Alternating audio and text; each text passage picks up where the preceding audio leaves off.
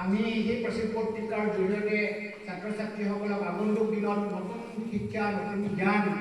দিয়াৰ কাৰণে সকলোকে আমি লাভ কৰিম আৰু ঠিক তেনেকৈ বিজ্ঞান পত্ৰিকাখনকো আমাৰ ডিপিঅ ছাৰে উন্মোচন কৰিছে গতিকে ছাৰকো মই ধন্যবাদ আৰু কৃতজ্ঞতা জ্ঞাপন কৰিছোঁ আজি এই সুযোগতে আমাৰ বিদ্যালয়ৰ খুব সৌহাৰ্দ্য পৰিদৰ্শন কৰাৰ পিছত আমি বাইদেউৰ লগত আমি আমাৰ ফুড গাৰ্ডেনটো আমি চাব গৈছিলোঁ তাতো আমি হয়তো এই মিটিংখনৰ পিছতে বাইদেউৰ হাতেৰে এটা গছৰ পুলি আমি ৰোপণ কৰাৰ আমি ব্যৱস্থা আমি ৰাখিছোঁ আৰু আমি আশা কৰিম বাইদেউৰ পদাৰ্পণে আগন্তুক দিনত আমাক উৎসাহিত কৰিব বাইদেউৰ সহযোগিতাই আমাৰ বিদ্যালয়খন বুলি নহয় সমগ্ৰ ডিব্ৰুগড় জিলাখনৰ এটা শৈক্ষিক পৰিৱেশ নতুন এটা প্ৰাণ পাই উঠিছে গতিকে বাইদেউক আমাৰ বিদ্যালয় অহাৰ কাৰণে পুনৰ স্বাগতম জনাইছোঁ আৰু ধন্যবাদ জ্ঞাপন কৰিছোঁ আৰু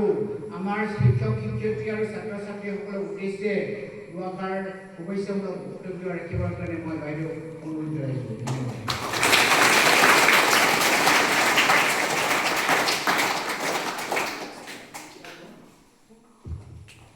ধন্যবাদ মই শ্ৰদ্ধা জ্ঞাপন কৰিছোঁ এই বিদ্যালয়ৰ প্ৰধান শিক্ষক তথা বিদ্যালয়ৰ সমূহ শিক্ষক শিক্ষয়িত্ৰী আৰু বিদ্যালয়ৰ লগত জড়িত যিসকল বিষয়া কৰ্মচাৰী আছে আজি মোৰ ফালৰ পৰা শ্ৰদ্ধা জ্ঞাপন কৰিছোঁ আজি